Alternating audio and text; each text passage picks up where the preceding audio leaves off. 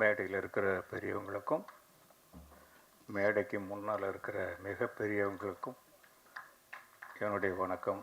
நான் மீடியாவை சொன்னேங்க. மீடியா, டிவி, நீங்கள் தான் பெரியவங்க. ஒரு படத்தை ஆக்கிறதும் உங்கள் கையில் தான் இருக்குது, உருவாக்குறதும் உங்கள் கையில் தான் இருக்குது. நானும் என் குழந்தைகளும், இப்போ என் பேரன் கூட வந்திருக்காரு, அவர் சொல்ல மறந்துட்டார், பேரரசு. என்னுடைய பேரனை சொல்ல மறந்துட்டு, இப்போது நிலவுக்கு என் மேல் என்னடி கோபம்னு ஒரு படம். இந்த அளவுக்கு காரணம் நீங்கள் தான். நீங்கள் மனசு வச்சதுனால தான் நாங்கள் திருப்பி இங்கே ஒரு மேடையை போட்டு இந்த இடத்துல நின்று நாங்கள் மீட்டிங் போட்டு பேசிகிட்டு இருக்காங்க. எல்லோரும் எனக்கு தெரிஞ்சவங்களாக தான் இருப்பாங்க. சில பேருக்கு நான் தெரிஞ்சவனாக இருப்பேன். இதில் முதல்ல நான் இதில் நன்றி கடனும் செலுத்த வேண்டியது தயாரிப்பாளர்களுக்கு. செந்தில் வேலன் இல்லையா?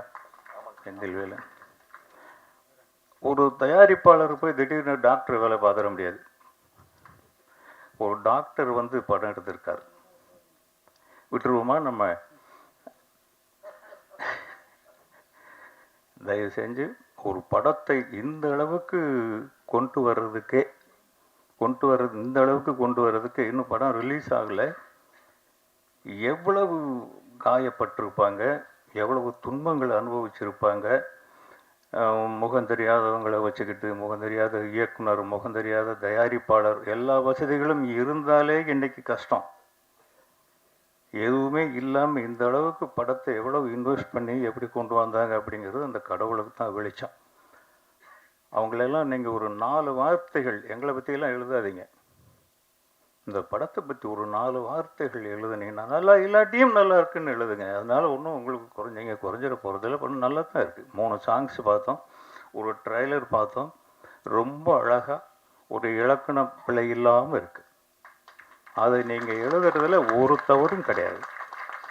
அவங்க நல்லா வரணும், வந்தால் திருப்பி நம்ம சந்திச்சுக்கிட்டே இருப்போம். இந்த சினிமாவில் சம்பாதிச்ச எவனுமே இதை எடுத்துக்கிட்டு வெளியூர் ஓடி போயிட முடியாது. அந்த டாக்டர் மறுபடியும் இங்கே தான் வருவார், இன்னொரு படமும் எடுப்பார். ஐ திங்க் நானே டைரக்டராக இருந்தாலும் இருக்கலாம்ல, இருக்கலாம். அதனால் இதுக்கெல்லாம் உங்கள் சப்போர்ட் ரொம்ப தேவைப்படுது. நான் எவ்வளோ உங்களோட கலந்து வளர்ந்து வந்திருக்கேன் அப்படிங்கிறது நமக்குள்ளே இருக்கிற உறவுகள் சொல்லும். ஒவ்வொரு தனித்தனி பேராக கூட என்னால் சொல்ல முடியும். இயக்குனர் ஒரு வார்த்தை சொன்னார், டைரக்டர் குணா சுப்பிரமணியம். குணாவே போதுமானதாக இருக்குது. சுப்பிரமணியம் குடும்ப கஷ்டம் இருந்தது அப்படின்னு சொன்னார். இது சினிமாவில் இருக்கிற ஒவ்வொருத்தனையுமே கோழையாக்குறது குடும்ப கஷ்டம்தான். அதாவது ஓட்டப்பந்தயத்தில் முதுகில் மூட்டையை கட்டிக்கிட்டு ஓடின மாதிரி சினிமாவில் இருக்கிறவன் குடும்பம் வச்சுருக்கிறது. ஏன்னா இதை நான் அனுபவிச்சவன். நான் சென்னைக்கு வரும்போது கிட்டத்தட்ட இந்த சினிமா இருக்கு இல்லைங்களா, இது ஒரு அபூர்வமான சக்தி இருக்குது இந்த சினிமாவுக்கு. தனக்கு வேண்டியவர்களை தானே தேர்ந்தெடுத்து கொள்கிறது. நீ எந்த மூலையில் போய் இருந்தாலும் உன்னை விடாது. தகுதி இல்லாத ஒருத்தனை நீ எவ்வளவு முயற்சி பண்ணாலும் உள்ள நுழைய விடாது. அதுதான் சினிமா. இதுக்கு நானே ஒரு உதாரணமாக நிற்கிறேங்க. ஐ திங்க் 1979 78 வருஷம்னு நினைக்கிறேன். நான் அசல் பட்டி கேட்டான். 200% நாட்டுப்புறத்தான். நான் இங்கே இருக்கிற நாகரிகங்கள் எதுவுமே தெரியாது. பஸ்ஸில் ஏறி மதுரையிலேருந்து சென்னைக்கு வரணும். அது சென்னைன்னா என்ன, சென்னையில் யார் இருக்கா, எங்கே வழி இருக்குது, ஒன்றும் தெரியாது. பார்த்தா திடீர்னு போர்டை பார்த்தாக்கா சென்னை சென்னை சென்னைன்னு போர்டு, கடையுடைய போர்டுகள் இருக்குது. சென்னை தான் தெரியும். அதுக்கு பக்கத்தில் இருந்ததை பார்க்கல, சென்னை வந்துருச்சே அப்படின்னு சட்டுன்னு இறங்கிட்டேன் அவசரமாக. இந்த பஸ்ஸு போயிடுச்சு. அந்த கையில் இருந்த விலாசத்தை கொண்டு போய் ஒருத்தர்கிட்ட காமிச்சேன். ஐயா, இந்த விலாசம் எங்கே இருக்குது? அவர் என்ன இப்படி ஒரு மாதிரியாக பார்த்தார், லூஸை பார்க்குற மாதிரி சிரித்தார். புச்சா என்னடா புச்சாங்கிற, எந்த ஊர் புச்சா, ஊருக்கு புதுசான்னு கேட்குறாரு. ஆமாங்க. அட பாவி, நீ போகிறது இன்னும் 20 கிலோமீட்டர் இருக்குது. நான் போக வேண்டியது வண்ணாரப்பேட்டை. நான் இறங்குனது தாம்பரத்தில். கையில் இருக்கிறது ஒரே ₹1 நாணயம் தான் இருக்குது. வேறு வழியில் அங்கேருந்து பஸ்ஸில் ஏறினா பஸ்ஸுக்கு வண்ணாரப்பேட்டைக்கு 80 பைசாங்கிறான். மிச்சம் 20 நயா பைசா. இரவு 11 மணி. இப்போ கொஞ்ச நாளைக்கு முன்னாடி மழை பெஞ்சுது, அந்த மாதிரி மழை பெஞ்சிக்கிட்டே இருக்குது. டக்கு நேரங்கன்னா குப்புன்னு கண்ணு முன்னாடி திருப்பதி கோயில் மாதிரி வெளிச்சம். என்னடா இது அப்படின்னு பார்த்தா மகாராணி தியேட்டர். பாருங்க எவ்வளோ பெரிய சிக்னல் கிடச்சிருக்குன்னு. முதல் படி எடுத்து வச்ச உடனே கண் முன்னாடி மகாராணி தியேட்டர்னு நிற்குது. அந்த விலாசத்தை காட்டிக்கிட்டு, அப்போ நான் ரொம்ப ஒல்லியாக இருப்பேன், ஒரு குச்சிக்கு துண்டி போட்ட மாதிரி தான். இதை விட டபுள் கருப்பாக இருப்பேன். இப்போவும் கருப்பு தான். அப்போ என் மனைவி எப்படி தான் நான் கல்யாணம் பண்ணிக்கிட்டாங்களோ தெரியல எனக்கு. அந்த மலையில் நனைஞ்சிக்கிட்டே அதை விசாரிச்சுக்கிட்டு அந்த விலாசத்தை போயிட்டுருக்கிறேன். திருப்பி பார்த்தாக்கா மறுபடியும் மகாராணி தியேட்டரே வருது. 2வது சிக்னல். என்னடா மறுபடியும் இதே தியேட்டர் வருதே. வந்த வழியை திருப்பி விசாரிச்சுட்டே போகிறேன். திருப்பி நான் போகிற விலாசம் வரல, மறுபடியும் மகாராணி தியேட்டரே வருது. இப்படி 3-4 தடவை போனால் என்னுடைய ட்ராமாவை ஒரு ரிக்ஷாக்காரர் பார்த்துக்கிட்டே இருந்தார். அவர்கிட்ட இந்த விலாசத்தை காமிச்சு, ஐயா இதில் கொண்டு போய் விடுங்க, நான் போக வேண்டிய இடம் அங்கேருந்து 100 அடி தூரம்தான் இருக்குது. அந்த மழையில் இதை நான் கண்டுபிடிக்க முடியல. அந்த ரிக்ஷாக்காரர் பார்த்து 50 பைசா கொடு அப்படின்னாரு. ஐயா இல்லையா, 20 பைசா தான் இருக்குது. கொடுத்தானா சாவுகராக்கி அதுக்கு இதுன்னு என்னென்னமோ சொல்லிட்டு ஏறி குந்துன்ட்டு சரக்கு அடிக்கிற நேரத்தில் வந்துக்குது பாரு சாவுகராக்கி அப்படின்னு ஏறி உட்கார வச்சுட்டு ஏறணுன்னு இறக்கி விட்டான். இதுதான் இந்த அட்ரஸ் போ அப்படின்னு. ஆக ஒரு தாய் வயிற்றிலிருந்து எப்படி பிறந்தோமோ அப்படி இந்த சென்னையில் வந்து இறங்கினேன். அந்த 3 தடவை எனக்கு சிக்னல் கொடுத்த அந்த மகாராணி தியேட்டர் தான் நான் சினிமாவுக்கு வர போறேன்னு என் தலையெழுத்து எழுதுச்சுன்னு இன்னைக்கு நான் உணர்றேன். உழைப்பு, அந்த உழைப்பும் சோர்வின்மையும் நம்மக்கிட்ட இருந்துருச்சுன்னா எந்த கொம்பனாலையும் நம்மளை அசைக்க முடியாது. நம்மளுடைய நாற்காலியில் வேற எவனுமே வந்து உட்கார முடியாது. நான் உழைப்புக்கு 5 நேரம் கிடையாது. ஆனால் அதை முக்கியமாக சொல்ல மறந்துட்டேன். அப்போது என் மனைவி குழந்தை ஊரில் இருக்காங்க. இங்கே நான் சம்பாதிச்சு அவங்களுக்கு அனுப்பணும். சுற்றி வேறு வேலை தான் தேடுறேன், சினிமாவுக்கு போகலை. இந்த சினிமா மாய வலை வீசி என்னை திருப்பி வாடான்னு சினிமா தான் என்னை கூப்பிடுது. நான் சினிமாவுக்கு முயற்சியே பண்ணலை. இன்றைக்கி வந்து இங்கே நின்று உங்கள் முன்னால் பேச வைக்கிது. அதுதான் சினிமா. முன்னா இதை உங்களுக்கு தான் சொன்னேன் இந்த கதையை. நீங்கள் வந்து அதுக்காக நீங்கள் வருத்தப்பட வேண்டிய அவசியம் இல்லை. அது வாழ்க்கை. இப்போ நம்ம போராடுறது வாழ்க்கையோட வசதி இல்லையா? இந்த வசதிகள் சினிமாவில் இருக்கிற வசதிகள் வேறு எங்கேயாவது நம்ம அனுபவிக்க முடியுமா? இந்த சினிமாவுக்காக நம்ம அவ்வளவு நன்றியோடு இருக்கிறோமா? இல்லை.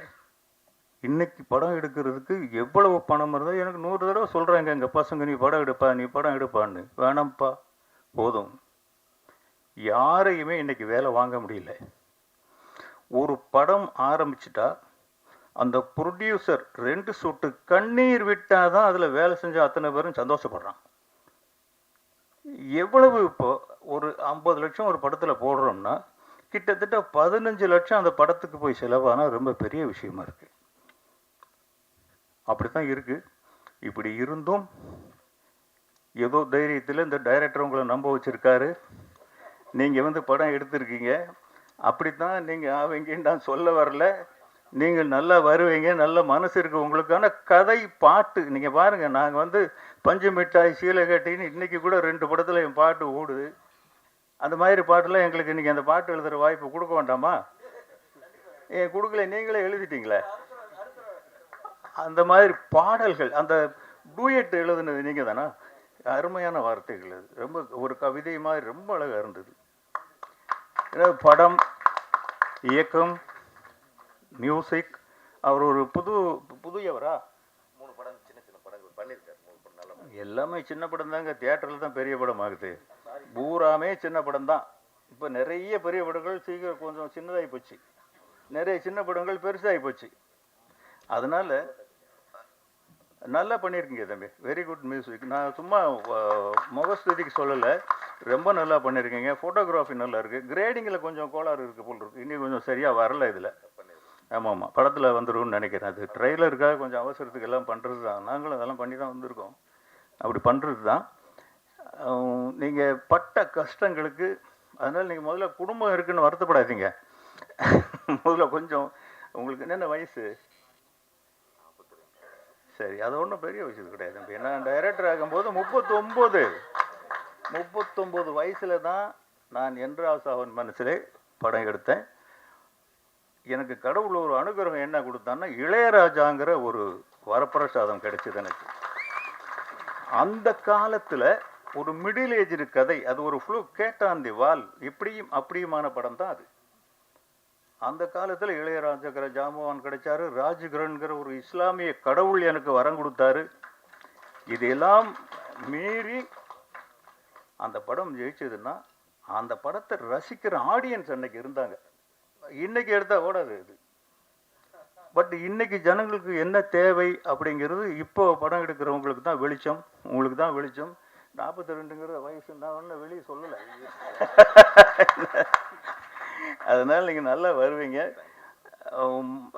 வேற என்ன சொல்கிறது, தயவு செஞ்சு மறுபடியும் நான் உங்ககிட்ட தான் வரேன். இந்த படத்தை பற்றி குறைகள் இருந்தாலும் கூட, குறைகள் எனக்கு தெரிஞ்சு குறைகள் இல்லை. குறைகள் இருக்குன்னு சொன்னால் அது மேதாவித்தனம் தான்.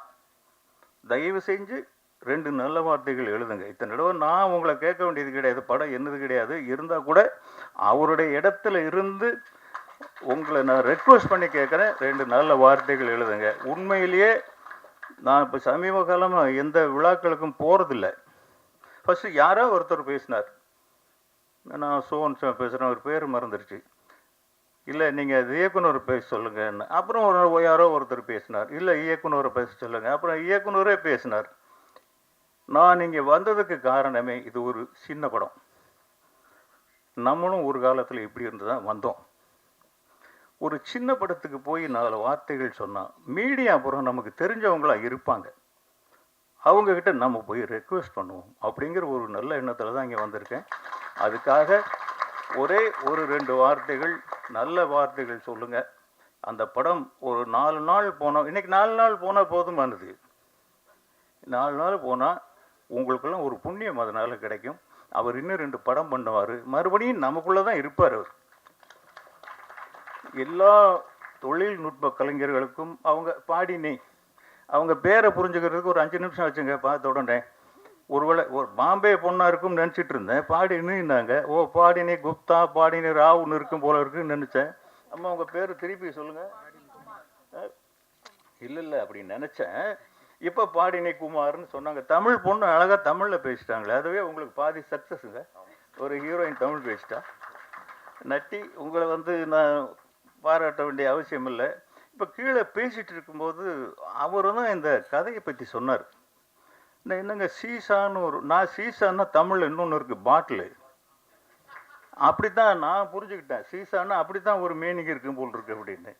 அவர் ஒரு அருமையான கதை சொன்னாருங்க. வாழ்க்கையில் இது வரைக்கும் நான் கேட்டதும் இல்லை, எந்த படத்துலையும் பார்த்ததும் இல்லை. அப்படி ஒரு லைன் அது. ஒரு மருத்துவர் தன்னுடைய அனுபவங்களை, அதாவது தன்னுடைய அனுபவம்னு அவர் வாழ்க்கையில் பட்ட அனுபவம் இல்லை, சொசைட்டியில் சந்தித்த அனுபவங்களை கலெக்ட் பண்ணி இது பொதுமக்களுக்கு போய் சேரணும். பணம் சம்பாதிக்கணுங்கிறதுல அதுக்காக யாரும் பணம் கொடுக்காம படத்தை ரிலீஸ் பண்ண போகிறதில்ல. அந்த பொதுமக்களுக்கு அந்த அனுபவங்கள் போய் சேரணுங்கிற ஒரு ஆராய்ச்சி தான் அந்த படம். அவர் சொல்லும்போது கேட்கும்போதே பயமாக இருக்குது. அவர் படத்தில் இருந்து, ஆனால் ட்ரெய்லர்லேயும் அதில் அது தெரியல, படத்தில் தெரியும்னு நினைக்கிறேன். இங்கே வந்திருக்கிற எல்லாருக்கும் நன்றி. இதில் உழைச்ச எல்லாருக்குமே நன்றி. உங்களுக்கு வெற்றி பக்கத்துலேயே இருக்குது. நன்றி, வணக்கம்.